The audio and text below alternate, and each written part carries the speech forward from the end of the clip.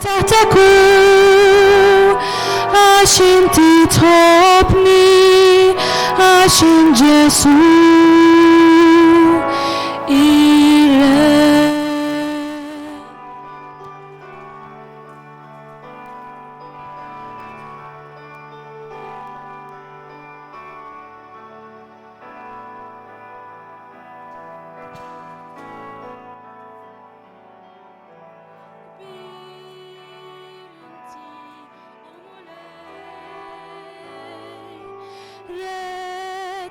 دايم ينقموك وفيك مولاي بالروح السب مسري عشان تغفر لي عشان تعذرني في ايديك ينعرتنكو وهديك شي نرقط ونقوم هديك باسمه ليلي كلش تحتكو عشان تتوبني عشان يسوع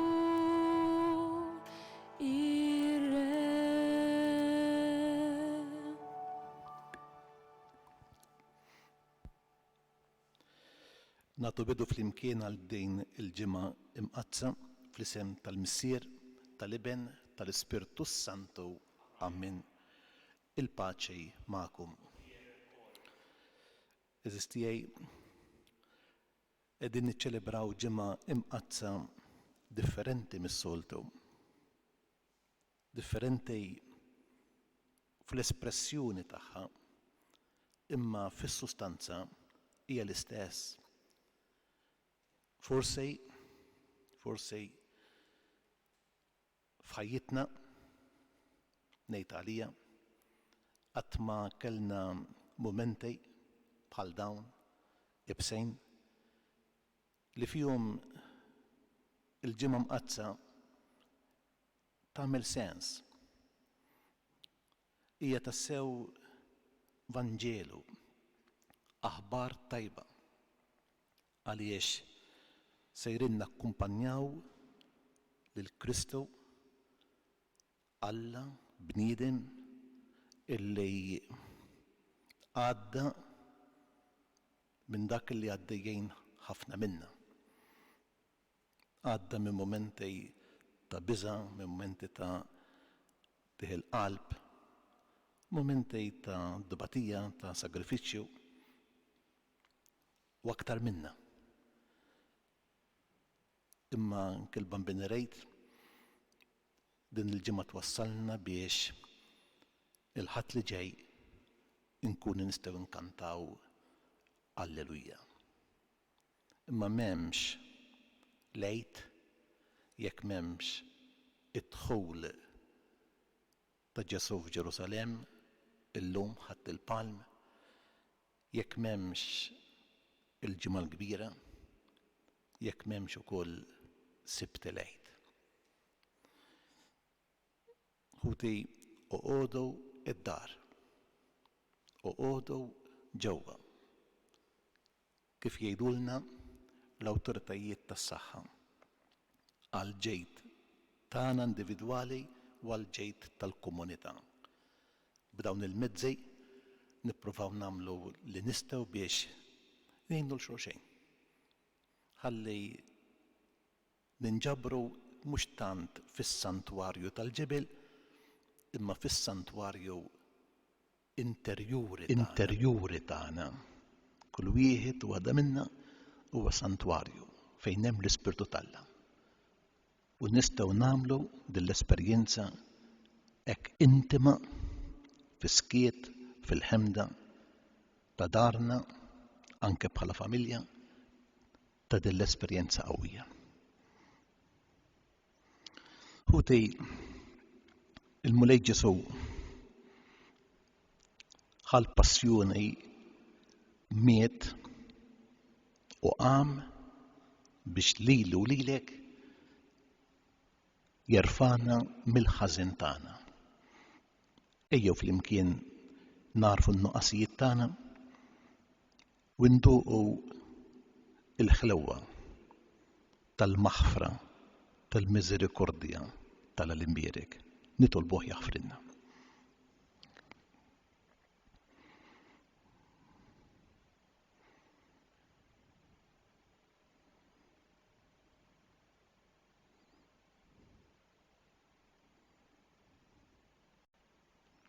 Nistqar l-Alla li jista' kollox u lilkom ħuti li jiena dnibt ħafna bil-ħsieb, bil-kliem, bil-email, bil-ħallejt dmirijieti, ħtija tiegħi bl-ikbar ħtija tiegħi. Għalhekk nitlob li Qadsa Marija dejjem Verġni, l-Anġlu u l-Qaddisin kollha u lilkom ħuti li tolbu għalija il-mulej Alla tagħna. Iħenna lina Alla li jista' kollox jaħfrilna d-dnubietna u jwassalna fil-ħajja ta' dejjem. Mulej ħniena. Kristu ħniena. Mulej ħniena. Nitolbu. U Alla ta' dejjem li tista' kollox, inti lilna l-bnedmejn tajtna eżempju ta' umiltà. Meta rid li s-Salvatore tagħna isir bniedem bħalna u jieħu l-mewt tas-salib. Fil-ħniena tiegħek għatina li s-sabar tiegħu ikun ta' tagħlim għalina u li jistħoqilna nissieħbu miegħu fil-qawmien għall-ħajja. Dan nitolbuh bibnek Ġesu Kristu Sidna li huwa Alla, li miegħek jgħix wisaltan fl-imkien mal-Ispirtu Santu għal dejjem ta' dejjem.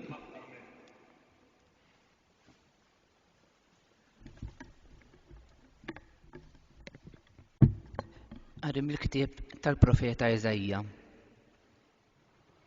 Sidi l-mulej tani l-sien ta' wieħed jitgħallem biex naraf nejn lilla jien b'xi kelma. Ta' kull filgħodu jqajjim li l-widinti biex nisma' bħal wieħed jitgħallem. Sidi l-mulej fetaħ li widinti u jiena ma webbiex rasi, ma rġajtx lura. Tajt dari lil dawk li kienu jsawtuni, ħaddejja lil dawk li kienu jnitfu lil ħiti, ma ħbejtx wiċċi mit-tajjir u l-bżieq. Sidi l-mulej jenni, għalhekk ma nitħawwaċ. Għalhekk għamilt wiċċi b'ħażnied. Jaf li ma jkollix xiex nistħi. Il-kelma tal-mulej. Qassam responsorjali wieġbu flimkien Alla tiegħi għaliex tlaqtni. Dawk kollha li jgħajbuni intelaq ħajjeħ il-suwu.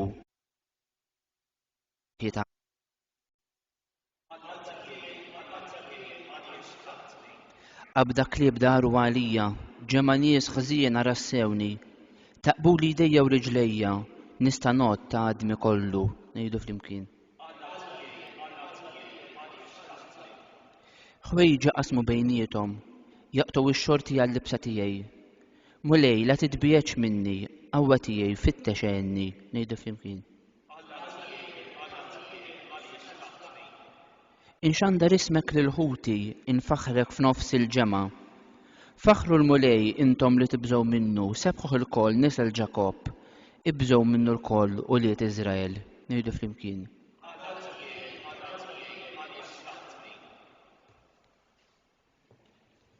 Tieni qari mill-Littra ta' San Pawlu Apostolu l-Filippin.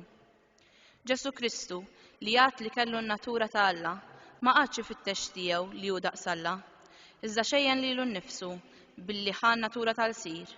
Sar jiġbaħ lill-bnedmin u der minn barra bħala bniedem. ċekken lilu nnifsu billi jobda sal-mewt, anzi sal-mewt tas-salib. Għalhekk Alla li ħsas mewwiet u żejnu bl-isem li hu fuq kull isem, biex f'isem ta' Ġesu, fis-sema, fl-art u f'qiegħ l-art, il-ħlejjaq kollha jinżlu għarkubtejhom u kull lisen jistqar Ġesu Kristu u l-mulej għall-glorja ta' Alla l-Missier. Il-kelma tal-mulej, nroddu ħar lil Alla.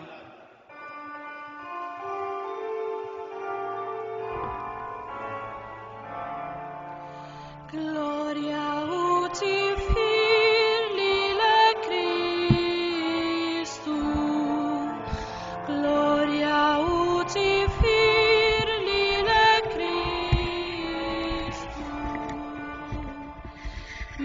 ħabba fina Kristu obda sal-mewt, anzi sal-mewt tas-salib.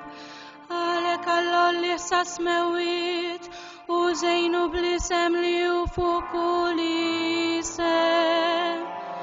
Gloria u tifir lilek Kristu. Gloria u tifir lilek Kristu.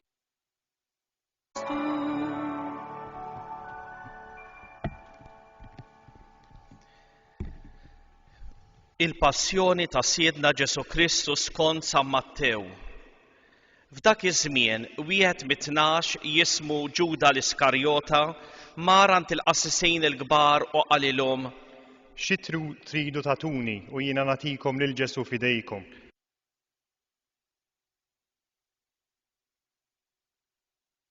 Fittex okkażjoni tajba biex jagħtihom lil Ġesu f'idejhom.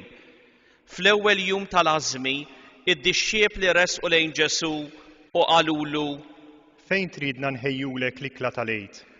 U hu qalilhom: Morru il-belt għand it-tali u jgħidulu: Għallek li mallem, is-sija tiegħi waslet. Jien se nagħmel l-ikla tal-għid għandek mad-dixxiepli tiegħi. Id-dixxiepli jagħmlu kif ordnalhom Ġesu u ħejjew l-ikla tal-għid. Għal-ħin ta' filgħaxija qgħad fuq il-mejda flimkien ma' 12 u waqt l-ikel qal: Tassew ngħidilkom li wieħed minnkom se jittradini. Huma bdew isewdu qalbhom ħafna u kull wieħed minnhom beda jistaqsih: Jaqgħu jien mulej. U Ġesu weġibhom: Dak li jmittidu u jbill il-ħobs fi platt wieħed miegħi, dak li ser jittradini. Bin il-bniedem imur kif hemm miktub fuqu, imma ħażin għalih dak il-bniedem li permezz tiegħu bin il-bniedem ikun moti f'idejn l-edewwa. Kien ikun aħjar għalih dak il-bniedem li kieku ma twieled xejn. Qabeż Ġuda dak li jittradih u qallu: Jaqgħu jien Rabbi. Wieġbu Ġesu: Int qiegħed tgħidu. Huma jieklu, Ġesu ħal ħobs f'idejh, qal il-barka, qasmu, newlu lid-dixxiepli u qal: Ħudu kulu, dan hu ġismi.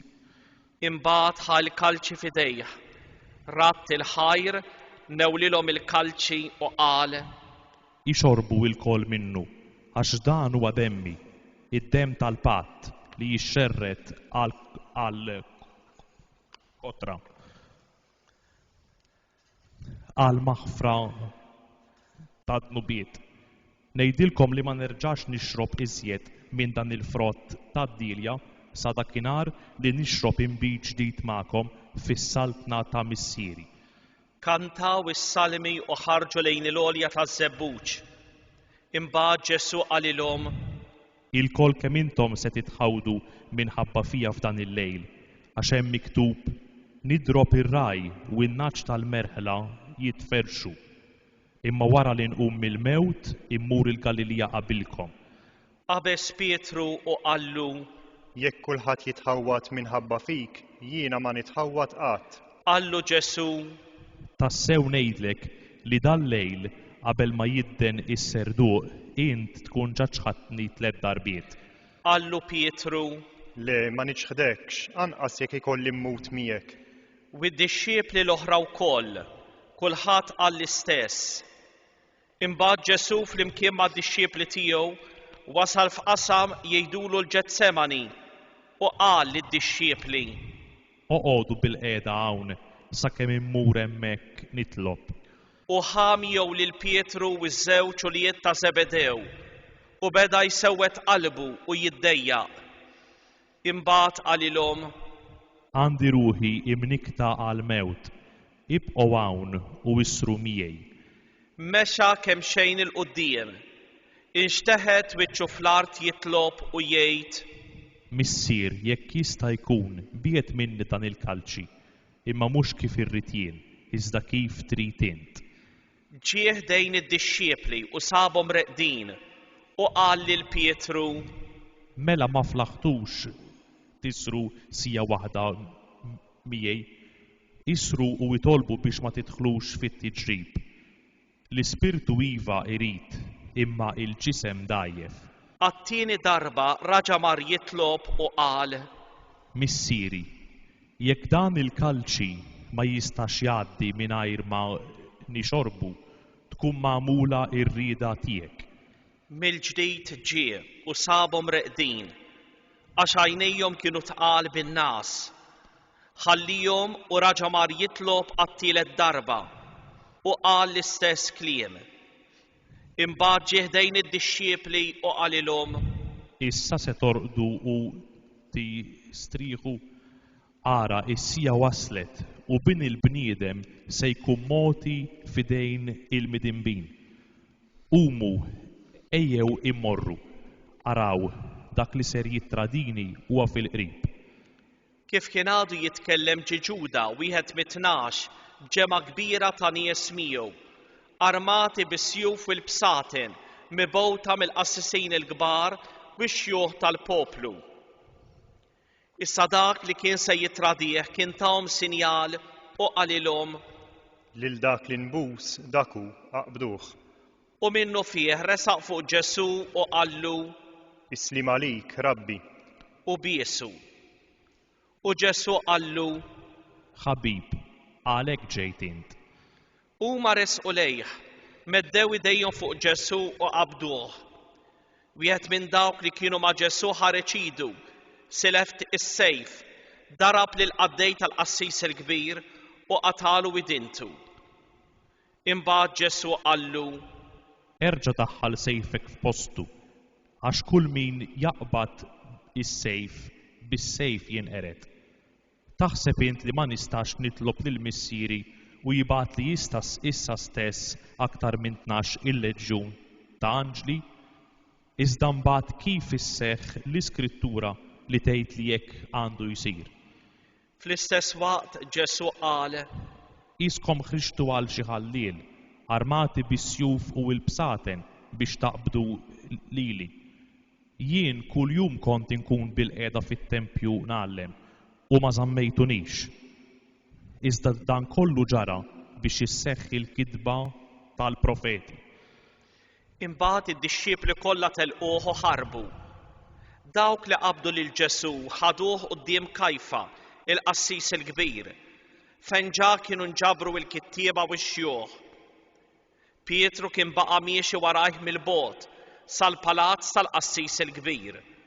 Daħal ġewwa u qagħad bil-qiegħda mal-qaddejja biex jara kif kienet se tintemm il-biċċa. Il-qassisin il-kbar u s-Sinedriju kollha bdew ifittxu xhieda folozz kontra Ġesu bil-ħsieb li jagħtuh il-mewt. Iżda għalkemm resqu bosta xhieda folozz ma sabux fuq jixluh. Fl-aħħar resqu 2 u qalu: Dan qal nista' nħodd it-tempju ta' Alla u nerġa' nibnih fi 3 ijiem. Il-qassis il-kbir qam u qallu: Xejn ma twieġeb, x'inhuma jiġdu dawn kontra tiegħek? Imma Ġesu baqa' siket. Imbagħad il-qassis il-kbir qabad u qallu: Aħlifli fuq Alla l-ħaj u għejdilna jekk intix il-Messija bin Alla. Qallu Ġesu: Inti qiegħed tgħidu u ngħidilkom wkoll minn issa l quddiem taraw lil bin il-bniedem bil-qiegħda n-naħa tal-lemin ta' dak li jista' kollox u ġej fuq is-sħab tas-sema. Imbagħad il-qassis il-kbir ċarrat il-biesu u qal: Din dawa, xi ħtieġa għan iżjed ta' xhieda. Ara, smajtuha issa d-dawa, x'jidrilkom? Huma weġbuh u qalu: Ħaqqu il-mewt. Imbagħad besqulu f'wiċċu u tawh bil-pon u xi wħud tawh bil-ħarta u qalulu: Aqta' minn tajilek, Messija din id-daqqa. Intant Pietru kien hemm barra bil-qiegħda fil-bitħa tal-palazz u resqet fuq waħda qaddejja u qaltlu: Intu kol kont ma' Ġesu tal-Galilija? Immu ċaħat quddiem kulħadd u qal: Anqas naf xi trid tgħid. Imbagħad warrab lejn il-bieb, lemħitu qaddejja oħra u qalet lil dawk li kienu hemm: Dan kien ma' Ġesu ta' Nażaret. u raġa ċaħat u ħalef. Jien ma nafux lil dan il-bniedem. Wara ftit dawk l-istess nies resqu lejn Pietru qalulu: Tassew inti wkoll wieħed minnhom għax għandek il-kisra ta' kliemek tikxfek. Imbagħad qabad jisħet lilu nnifsu u jaħlef. Le, ma nafux lil dan il-bniedem. U minnu fih is-serdok idden. U Pietru ftakar fil-kliem ta' Ġesu meta qallu: qabel ma s-serduk jidden, int tkun ġaġ ħadd li 3 darbiet. U ħareġ il-barra jibki biki taqsim il-qalb. L-għada filgħodu, il-qassisin il-kbar u x-xjuħ tal-poplu ftehmu l-kol bejniethom biex lil Ġesu jaqtaw ilu għal-mewt. Rabtuh u ħaduh magħhom biex jagħtuh f'idejn Pilat u l-gvernatur. Imbagħad Ġuda it-traditur meta ra li Ġesu kien ikkundannat nidem u mar bi 30 biċċa tal-fidda għand il-qassisin il-kbar u x-xjuħ biex jerġa' jagħtihom lura. U qalilhom: Dniebt għax itradejt demm bla ħtija. Iżda huma qalulu: Aħna din x'inhi affari tagħna, dak ara int. U waddab il-flus fis-santwarju, telaq u mar tallaq. Imbagħad il-qassisin il-kbar ġabru l-flus minn hemm u qalu: Dawn ma nistgħux inqeduhom mal-offerti għax huma prezz tad-demm. Ftehmu bejniethom u b'dawk il-flus xtraw il-għalqa ta' ħaddiem il-fuħħar biex fija jidfnu l-barranin. Kien għalhekk li dik l-għalqa semmiet l-għalqa tad-demm u hekk għadha magħrufa sal-lum. Imbagħad seħħ dak li kien ingħad permezz tal-profeta Ġeremija meta qal: u ħadu 30 biċċa tal-fidda, il-prezz ta' dak li kien stmad bil-prezz mod minn uliet Iżrael, u tawhom għall-għalqa ta' ħaddiem il-fuħħar kif ikkmandani il-mulej. Ġesu waqaf quddiem il-gvernatur u dan staqsih: Inti s-sultan tal-Lut? U Ġesu wieġbu: Inti qiegħed tgħidu. Iżda meta l-qassisejn il-kbar u x-xjuħ bdew jakkużawh u ma wieġeb xejn. Għalhekk Pietru qallu: M'intix tisma' kemm ħwejjeġ qegħdin jiġdu kontra tiegħek? Iżduwa nqas l-akkuża waħda ma wieġeb, hekk li l-gvernatur baqa' mistaġeb ħafna. Nhar ta' festa, il-gvernatur kien soltu jitlaq wieħed ħabsi lil min iridu huma. Dik il-ħabta kellhom wieħed ħabsi magħruf jismu Barabba. Mela kif kienu miġbura, Pilatu qalilhom: Lil min triduni nitilqilkom, lil Barabba jew lil Ġesu li jgħidulu l-Messija? Għax hu kien jaf li kienet lejra li ġalithom jagħtuh lil Ġesu f'idejh. Issa waqt li kien bil-qiegħda fuq is-siġġu ta' tribunal, martu bagħtet tgħidlu: Qis li ma jkollokx taqsam ma' dan ir-raġel ġust, għax illum minħabba fih batejt ħafna fil-ħolm. Iżda l-qassisin il-kbar u x-xjuħ ġelu l-poplu jitolbuh lil Barabba u jeqirdu lil Ġesu. Il-gvernatur mela raġa' staqsihom: Lil min triduni nitilqilkom minnhom it-tnejn? Weġbuh il-koll. Lil Barabba. Qalilhom Pilatu: U x'nagħmel b'Ġesu li jgħidulu l-Messija? Weġbuh il-koll. Salbu. U staqsihom: Imma x'għamel ħażin? Huma aktar bdew jgħidu jgħidu: Salbu. Meta imbagħad Pilatu ra li kollox kien għal xejn, anzi li aktarx kienet se tinqala xi rewwixta, qabad ħasel idejh fl-ilma quddiem il-poplu u qal: Jien minix ħati ta' dan id-demm, dan arawh intom. U l-poplu kollu qabeż u qal: Demmu fuqna u fuq uliedna. Imbagħad telqilhom lil Barabba u lil Ġesu wara li taħ iswat tawlhom biex isalbuh. Imbagħad is-soldati tal-gvernatur ħadu lil Ġesu fil-pretorju u ġabru quddiemu lil sħabhom kollha. Neżżowh u xeħtulu fuqu mantar aħmar skur u qegħdulu fuq rasu kuruna minsuġa mix-xewk u qasba f'idu l-leminija. Inxteħtu arkubtejhom quddiemu u għadu jiddieħku bih u jgħidulu: Islim għalik, sultan tal-Lut. Bes u fuq u ħadulu il-qasba minn idu u bdew jagħtuh bija fuq rasu. Imbagħad wara li jaddew biż-żufjett neżżowlu l-mantar u xeddewlu ħwejġu.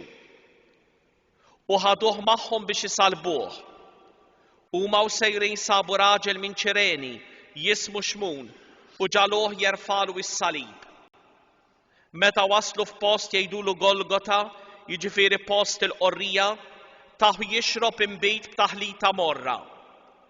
U daqu imma ma rridx jixorbu. Imbagħad salbuh u qasmu ħwejġu bejniethom billi tellowhom bix-xorti. Winxteħtu bil-qiegħda u għadu hemm għassa tiegħu. U qegħdulu fuq rasu l-kawża tal-kundanna tiegħu li kienet tgħid hekk: Dan hu Ġesu, is-Sultan tal-Lut. Imbagħad miegħu salbu żewġ ħallelin, wieħed fuq il-lemin u l-ieħor fuq ix-xellug. Dawk li kienu għaddejjin bdew jgħajruh, iċaqilqu rashom u jgħidu: Int li tħodt it-tempju u fi 3 ijiem terġa' tibnieh, salva lilek innifsek jekk int liben ta' Alla u inżel minn fuq is-salib. Hekk ukoll il-qassisin il-kbar bdew jiddieħku bih mal-kittieba u x-xjuħ u jgħidu: Salva oħrajn lilu nnifsu ma jistax isalva. U s-Sultan ta' Iżrael ħajinżel issa minn fuq is-salib u nemmnu fih. U jafda f'Alla ħajjeħilsu issa jekk iħobbu, għax hu qal jiena bin Alla. U bl-istess mod bdew imaqdru wkoll il-ħallelin li kienu imsamrin miegħu. Mis-6 sija il quddiem waqgħet dalma kbira fuq il-pajjiż kollu sad-9 sija. U madwar id-9 sija Ġesu għajjad bleħen qawwi u qal: Eli, Eli, lema sabaqtani. Jiġifieri: Alla tiegħi, għaliex tlaqtni. Xi wħud minn dawk li kienu hemm kif semgħuh qalu: Lil-Elija qiegħed isejjaħ dan. U minnu fih wieħed minnhom mar jiġri, qabad sponża mimlija bil-ħall, waħħalha f'tarf ta' qasba u taħ jixrob, waqt li l-oħrajn qalu: Stenna ħanaraw jiġix Elija jsalvah. Imma Ġesu raġa' għajja tajta kbira u rat ruħu.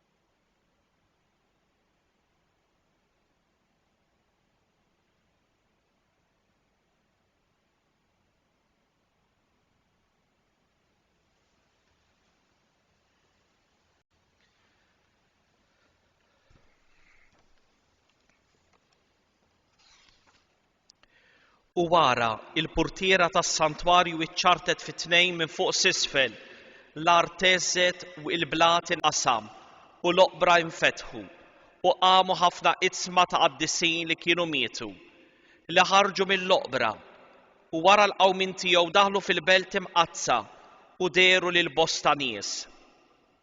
Iċ-ċenturjun u dawk li kienu miegħu għassa ta' Ġesu kif raw l-art teżżes u jiġri dak kollu imtlew biża' li ma bħalu u qalu: Dan kien tassew bin Alla.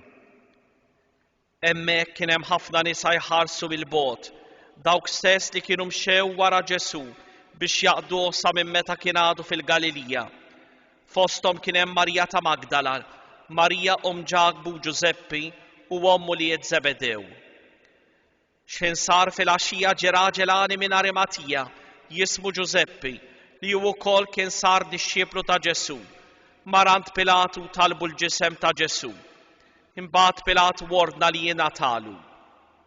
Giuseppe ħal-ġisem u kefnu fl-iżar nadif, edu fil-qabar ġdid, tiegħu li kien ħaffer fil-blad, gerbeb ġebla kbira fid-daħla tal-qabar u telaq. Iżda Marija ta' Magdala u Marija l-oħra baqgħu hemm bil-qiegħda biswit il-qabar. L-għada, jiġifieri meta għadda jum it-tħejjija, il-qassisin il-kbar u l-Fariżej inġabru għand Pilatu u qalulu: Sinjur, aħna ftakarna li dan il-bniedem qarrieq meta kien għadu ħaj qal wara 3 ijiem inqum. Mela ordna li l-qabar ikun imħares tajjeb sa t-tielet jum li ma jmorrux jiġu id-dixxiepli tiegħu jisirquh u jgħidu lill-poplu qam mill-imwiet u hekk il-qerq tal-aħħar ikun għar minn tal-ewwel. Qalilhom Pilatu: Għandkom l-assa, morru ħarsuh tajjeb kif tafu. U huma marru jissiġillaw il-ġebla biex il-qabar jibqa' mħares sewwa u ħallew ukoll il-qassa miegħu. Il-kelma tal-mulej. Tifħir lilek Kristu.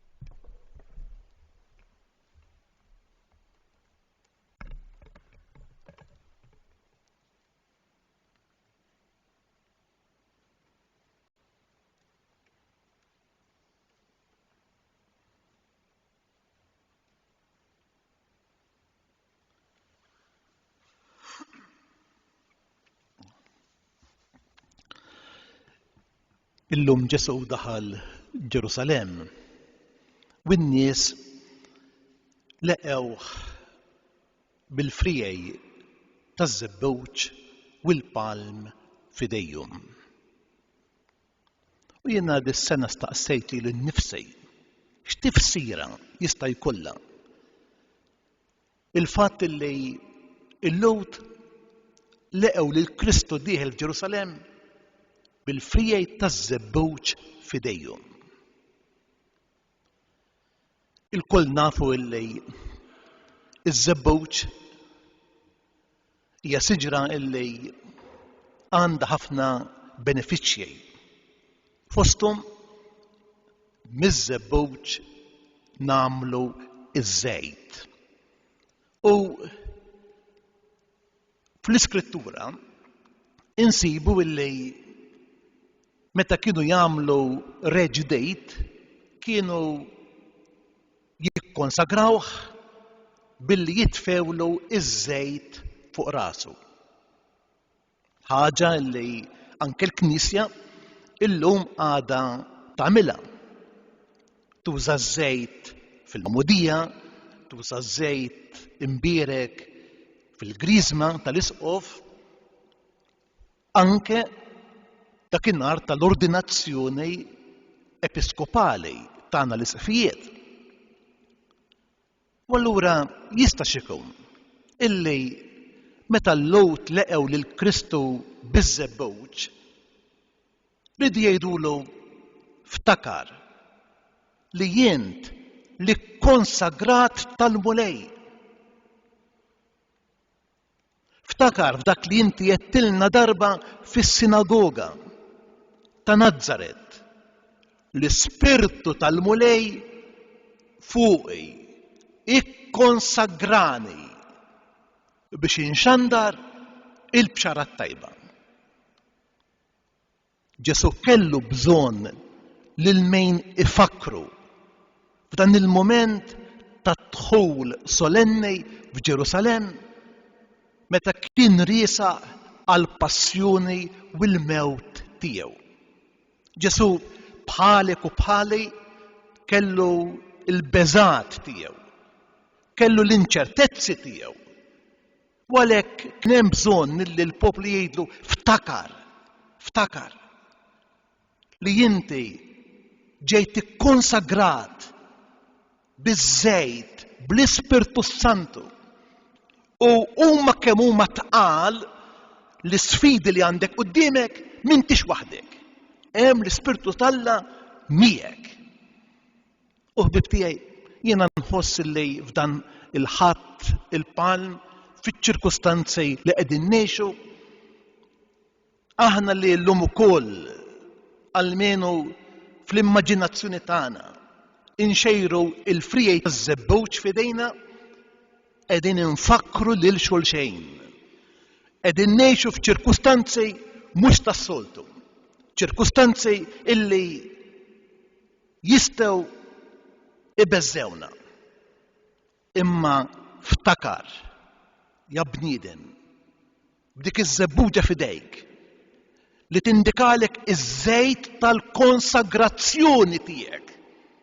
Il-konsagrazzjoni tal-mamudija tiegħek, il-konsagrazzjoni tal-griżma tiegħek. B'dak iż-żejt intu jien irċivejna l-Ispirtu ta' Alla u kif Kristu jagħmel il-qalb u jersa b'wiċċ imqejt lejn il-ġrajja tal-Kalvarju, hekk ukoll m'għandniex nibżgħu aħna quddiem iċ-ċirkustanzi li qegħdin ngħixu. Imma nara tifsira oħra illi meta il-Lowt leqgħu il-Kristu biż-żebbuġ, ridu jgħidulu ftakar illi minn hawn u ftit ġranet oħra inti ħadd tkun taħt is-siġra taż-żebbuġ. Inti ser tkun fil-ġnien tal-Ġetsemani, dakinhar li inti tagħmel l-aħħar ikla, inti ser tmur f'dan il-ġnien taż-żebbuġ. U x'inhi l-kelma, it-tifsira tal-kelma Ġetsemani? Aħna għandna kelma bil-Malti. Il-merjes, ġifieri dak il-kontenitur illi fih wieħed jisħaq iż-żebbuġ.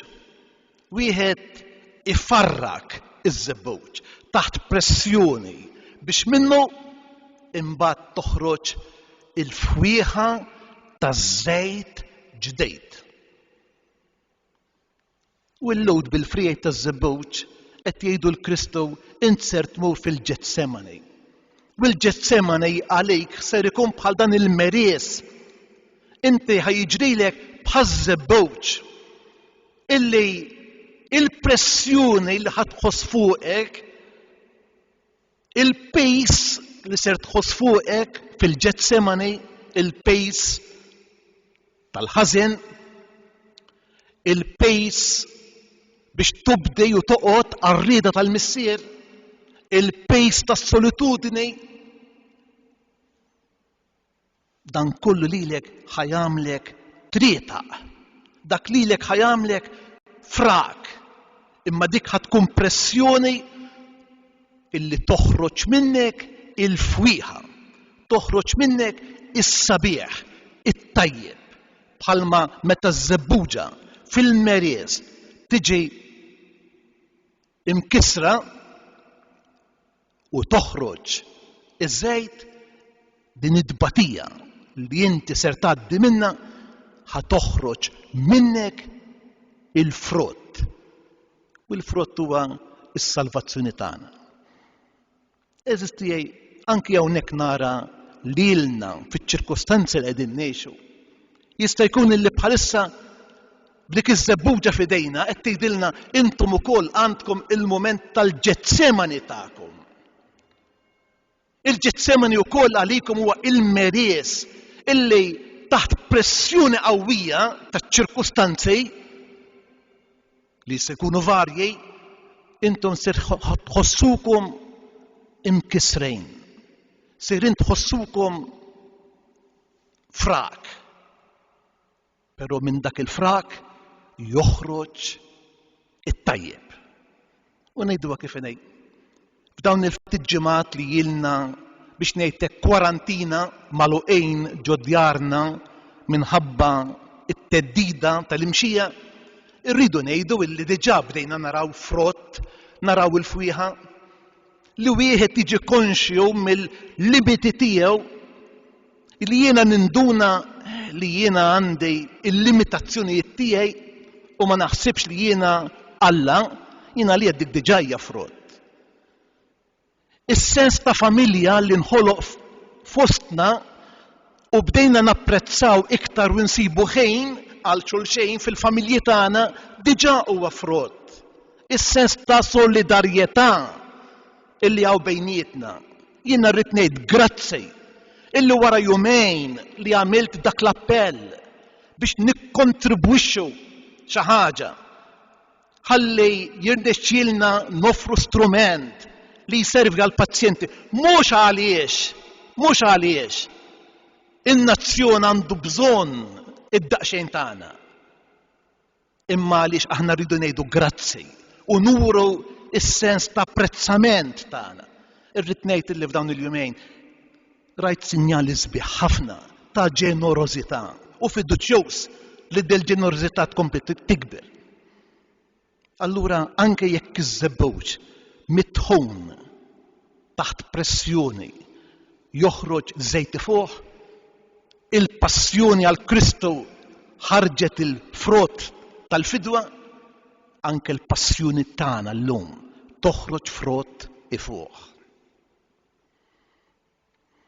Imbagħad ħbib tiegħi, il-werqa taż-żebbuġa li nara f'idejn il-lowt jilqgħu il-Kristu ma tistax ma tfakkarnejx f'dik il-ħamiema illi marret għand Noè meta kien magħluq fl-arka u qaltlu id-diluvju għadda. Veru madwarek hawn diżastru, hawn il-qerda, imma issa ħajibda żmien ġdid ta' riġenerazzjoni. Issa hawn ħolqien ġdid. U l-Kristu dawn il-lowt bil-frijaj tal-żebbuġ f'idejhom qed jgħidulu veru li quddiemek għandek il-passjoni, għandek il-mewt. Imma l-mewt tiegħek ħaġġejb ħajja ġdida, ġenerazzjoni ġdida, ħaġġidded madwarna. U hekk kien flejt il-kbejr. Imma dan ngħidu wkoll lilna il-koll bil-frijaj taż-żebbuġ qisha dik il-ħamiema li ġġibilna l-aħbar it-tajba li ġabet lil Noè fl-arka wara d-dilluvju. Id-dilluvju huwa ikraħ, id-dilluvju ered, kisser. Imma wara d-dilluvju hemm bidu ġdejd. U dan li aħna wkoll nemnu illi blajnuna ta' Alla jgħaddi dan iż-żmien u jkollna riġenerazzjoni ta' ħajja ġdida, individwali, familjari u soċjali. Hemm ktieb jismu l-Apokalissej ta' Mosè. U f'dan il-ktieb jirrakkonta li meta Adam kien qed imut, isejjaħ lill-ibnu u jgħidlu ibni, mur ġejb ftit żerrija ħalli tiżraħħa u minn dik is-siġra inti taraf tagħżel bejn it-tajjeb u l-ħażin. Inti jkollok id-don tal-erf. L-istorja tgħid illi Set ibn Adam mar jiġri fid-dinja u ġie lura għand missieru u ġablu iż-żerrija u taħt iż-żerrija tas-siġra taż-żebbuġ. Għax qallu din hija siġra illi tgħinek taraf it-tajjeb mill-ħażin. Tagħtik id-don tal-erf. Jalla iż-żebbuġ li aħna llum imbierku. Iż-żebbuġ li bih nilqgħu lil Kristu il-midlowk tal-mulej fostna. din il-ġimgħa mqazza tkun żerrija illi tenna niksbu d-don tas-sapjenza, id-don tal-erf illi jara lilin mix-xefaq. Il-paċi magħkom.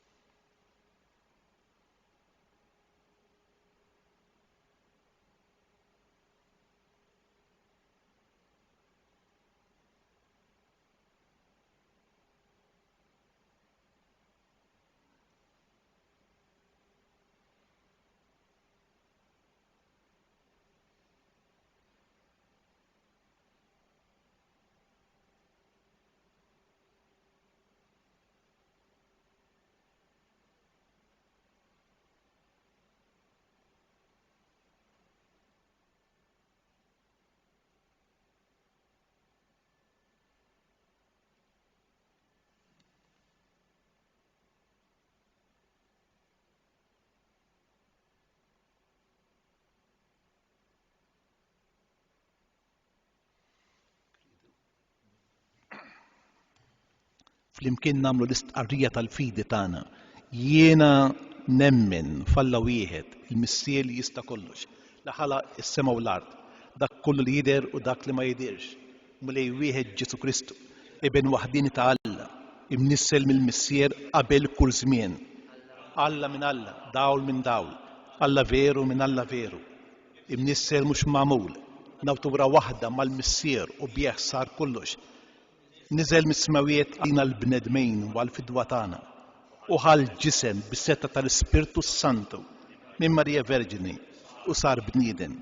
Salbuh għalina, bata taħt Ponzu Pilatu, mitu difnuh, fit-tielet jum qam minn bil-lwiet skont il-kodba mqazza. Tela s-sema qiegħed fuq il-lemin tal-Missier u għandi jerġa' jġib il-glorja xemel ħaq mill-ħajjejn u l-mejtejn. Is-saltna tiegħu ma jkollix tmiem. L-Ispirtu Santu mulej li għat il-ħajja li ġej mill-Missier u mill-Liben. L-meqjum weġġa' flimkien mal-Missier u mal-Liben u li tkellem fom il-profeti fi knisja waħda, qaddisa, kattolika, apostolika, nistqar Mamudija waħda għal maħfra ta' dnubiet, nistenna l-qama mill-lwiet, il-ħajja ta' żmien li ġej. Aħna niċċelebraw illum il-passjoni tal-Mulej Ġesu witqu it-ħol glorjuż tiegħu fil-belt ta' Ġerusalem fiċċu kontana nitolbu lil Alla biex aħna li bil-ferħ il-qajna bil-frijaj taż-żebbuġ fidejna lil Kristu is-Sultan Rebbieħ hekk nidhru qudiemu meta jasal il-waqt bidejna mimlija frott l-emejjel tajba. Missier Qaddis, illum ibnek Ġesu brida sħiħa tela Ġerusalem biex jagħti bidu għal passjoni tiegħu. Wassal nitolbuk il-Knisja għal ferħ tal-Eid bla tmiem. Nitolbu. Ismana nitolbuk mulej. Missier Ħanin, Ġesu ġie fostna biex ikun is-Salvatur u l-feddej tagħna.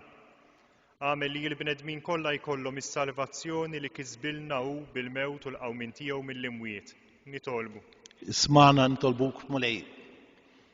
Missier Tjieba, libbes lil mejtin ħutna bis-sura tal-ġisem imsebbaħ ta' ibnek u għatihom li jgawduk għal dejjem. Nitolbu. Ismana nitolbuk mulej. Missier Setan, ibnek Ġesu ta' kotra ta' grazzi lid-dinja bil-passjoni tiegħu. Għatina l-grazzi kollha li neħtieġu biex nibqgħu dejjem fidili lejk. Nitolbu. Ismana nitolbuk mulej. Nitolbu għal dawk kollha li jirrakkomandaw ruhom fit-talb tagħna.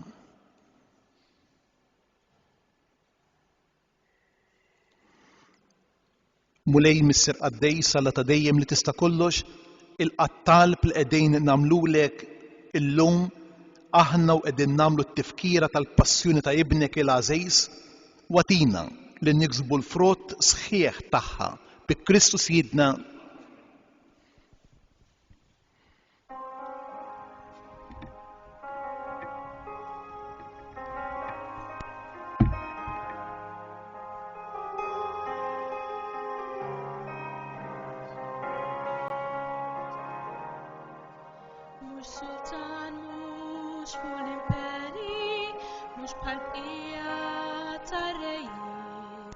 Mhuwiex libes il-bisani, mhux msejjen b'debit, mhuwiex miexi trionfanti, mhux tila fuq it-tron, mhuwiex dieħel fil-palazzi, għalkemm kibir huwa ton, għax lilin mid-daħla tiegħu dik il-mezza xejn taħmar.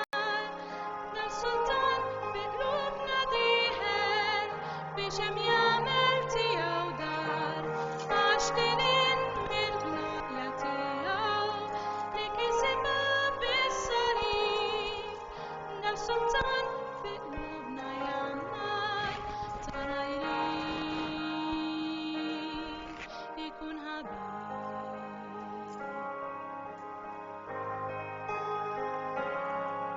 Fuq il-felum li daħal dik il-belt Ġerusalem, għax kien jaf l-istorja tiegħu, għax kien jaf sew se jsib hemm.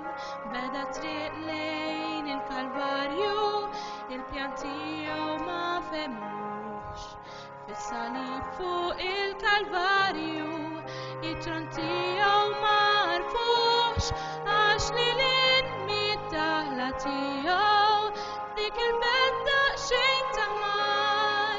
Da sultan fi qlubna dieħel biex hemm jagħmel tiegħu dar, għax lilin mill-glorja tiegħu li kisibha bis-salib.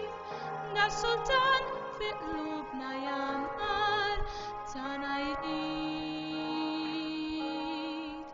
ikun ħabib.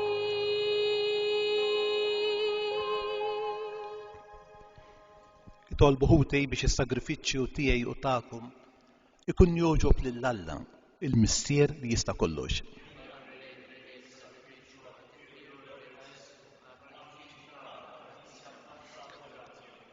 Għal passjoni ta' ibnek il-waħdieni taffej issa mulej il-korla tiegħek għalina. Mhux għaliex jistħoq ilna minħabba xi email tagħna, imma bil-qawwa tal-ħnina tiegħek u ta' dan is-sagrifiċċju waħdieni li sejrejn nofrulek bi Kristu Sidna.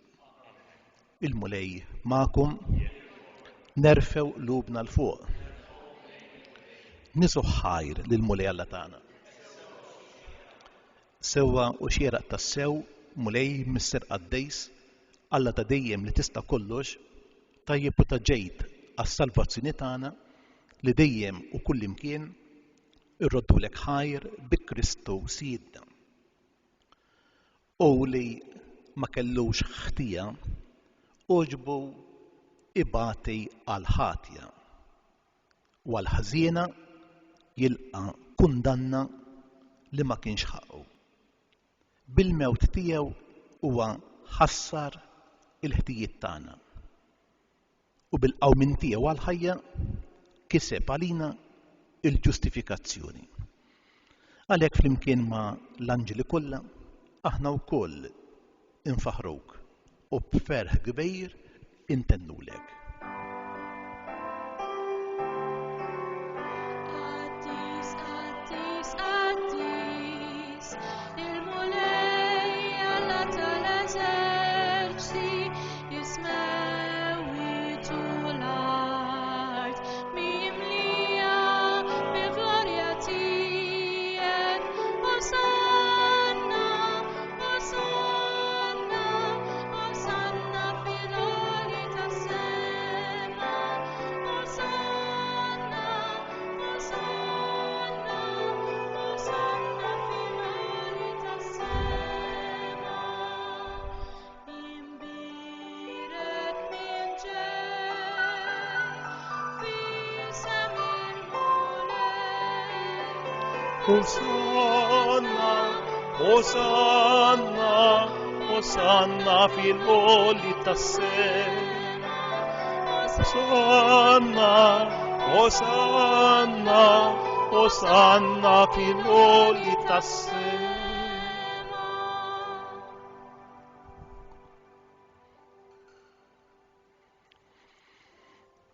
Qaddejs tassew int mulej. Inti lajn ta' kull quddusija. Qaddis għalhekk nitolbuk tal-offerti bil-barka tal-Ispirtu tiegħek biex isiru għalina il-ġisem u d-demm ta' Sidna Ġesu Kristu.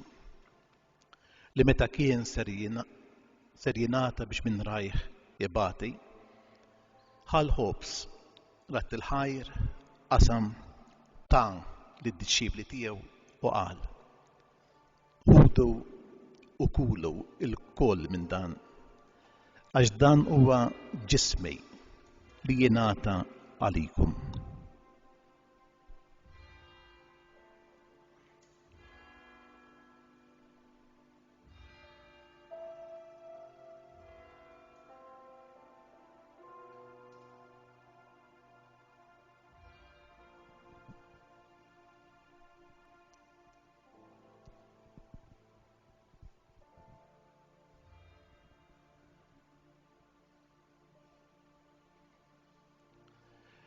Ekku kol wara l-ikla ħal-kalċej reġarat il-ħajr tal id-disċipli tiegħu qal: ħudu biex orbu minnu il-koll, għax dan huwa l-kalċej ta' demmi tal-patt il-ġdejt li jibqa' dejjem, id-demm li jixxerred għalikom u għall-bnedmin kollha għal maħfra tad-dnubiet. Għamlu dan b'tifkira tiegħi.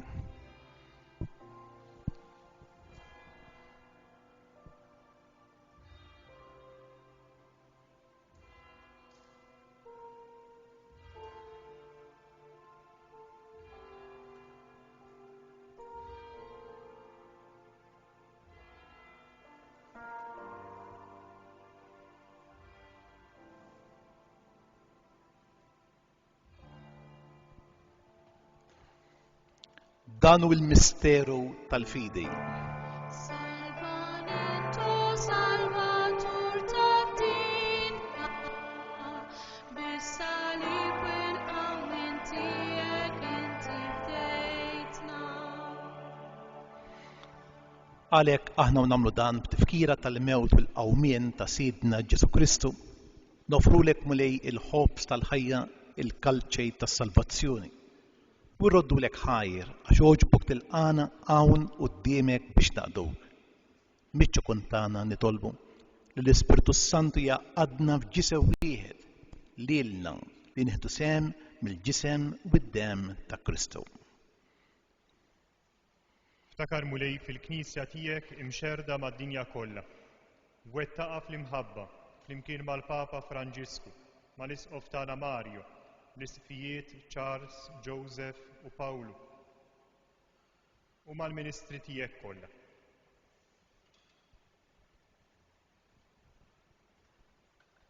Ftakar ukoll fħotna li raqdu bit-tama tal-qawmien, ftakar fil-mejtin kollha, daħħalhom quddiemek fid-dawl tas-sebħ tiegħek. Ħenna lina l-koll nitolbuk, għati lilna wkoll il-wir tal-ħajja ta' dejjem, flimkien mal-Verġni Mqazza Omm Alla Marija, mar-raġel tagħha San Ġusepp, mal-Apostli, ma' Sant Ursula u mal-Qaddisin kollha li jgħixu fil-biberija tiegħek sa mill-bidu tad-dinja. Għamel li magħhom, infaħruk u nsebħuk b'Ġesu Kristu ibnek. Bi Kristu, ma' Kristu u fi Kristu jingħata lilek Alla Missier li tista' kollox, flimkien mal-Ispirtu Santu, kull ġieħu glorja għal dejjem ta' dejjem. Ejjew nitolbu bit-talba li jallimna il-mulej Ġesu. Bissierna li inti fis-smawiet jitqaddis ismek, tiġi saltnatek, kull it-tritent fis-sema u fl-ard. Ħobżna ta' kuljum għatina llum, aħfrinna d-nubietna bħalma naħfru l-minuħħati għalina, la ddaħħalniex fit-tiġrejb, iżda eħlisna mid-deni. Eħlisna nitolbuk mulej minn kull deni. Għatina fit-tjieba u l-ħnina tiegħek il-paċi fi żmienna biex inkunu ħielsa dejjem mid-dnub, imħarsa minn kull inkwiet. Aħna nistennew nittamaw ilena u l-miġja tas-Salvatur tagħna Ġesu Kristu. mulej Ġesu Kristu li qed l-apostli tiegħek inħallilkom is-sliem, natikom is-sliem tiegħi la tħares lejn dnubietna, imma ħares lejn il-fidej tal-Knisja tiegħek. Għatija slimu l-għaqda li inti trid fiha, int li tgħix fis-Saltan għal dejjem ta' dejjem. Il-paċi tal-mulej tkun dejjem magħkom. Għatu l-paċi lil xulxin.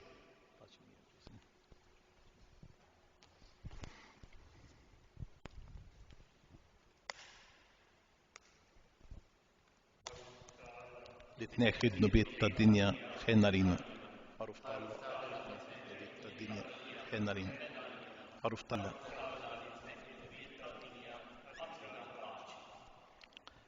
Danu l-ħaruf Talla, danu li neħħi d-nubiet tad-dinja. Ħen jgħin dawk mistiedna għall-ikla tal-ħaruf.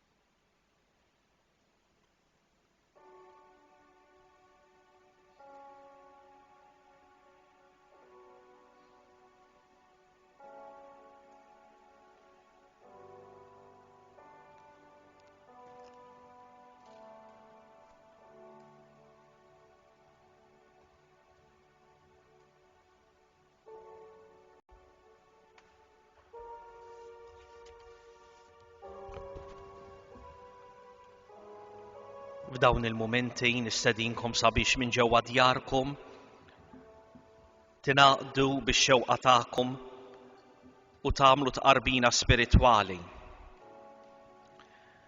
Ġesu jiena nemmen li inti tinsab ta' bilħaq fis-sagrament tal-Ewkaristija. Inħobbok fuq kollox u rrid nitqarben. Minħabba li bħalissa ma nistax nilqek ġewwa fija taħt ixbija tal-ħobs għall-inqas ejja fija bix-xewqa tħallini qatt nitbiet minnek, irrid inħobbok. Amen.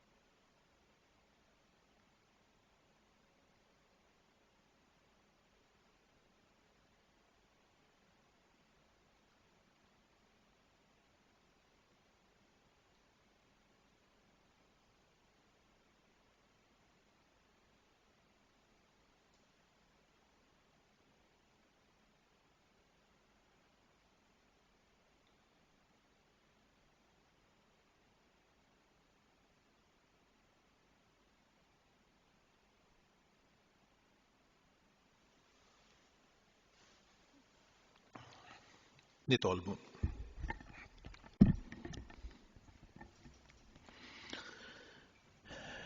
Issa li tqarbilna b'don għaddejs fiċ-ċokon tiegħek mulej nitolbuk biex bħalma bil-mewt ta' ibnek tajtna it-tama tal-ħwejjeġ li nemnu hekk ukoll bil-qawmin tiegħu għall-ħajja twassalna għal premju li lejh aħna miexja bi Kristu Sidna.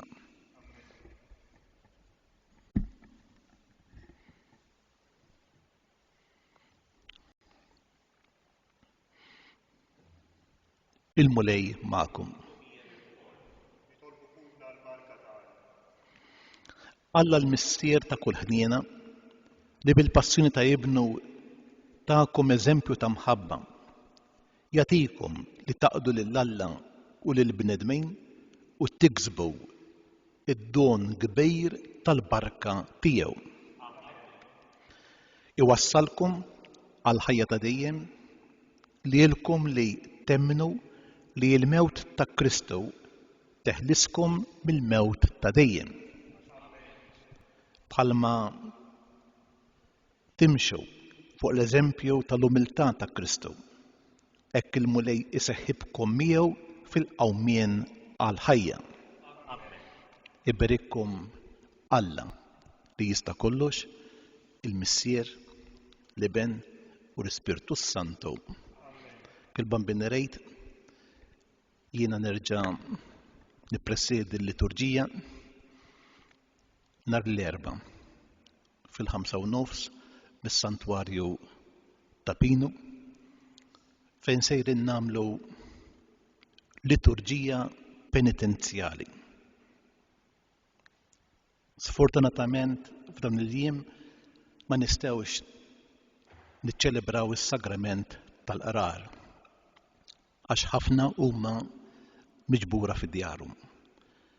Allura permezz ta' din il-liturġija penitenzjali sejrin nagħmlu flimkien talba u nsejħu fuqna wara li nagħmlu eżami ta' kuxjenza, wara li nindmu minn nuqqasijiet tagħna, nittolbu fuqna il-ħniena ta' Alla skont in-normi li tagħtina il-Knisja għal dawn iċ-ċirkustanzi.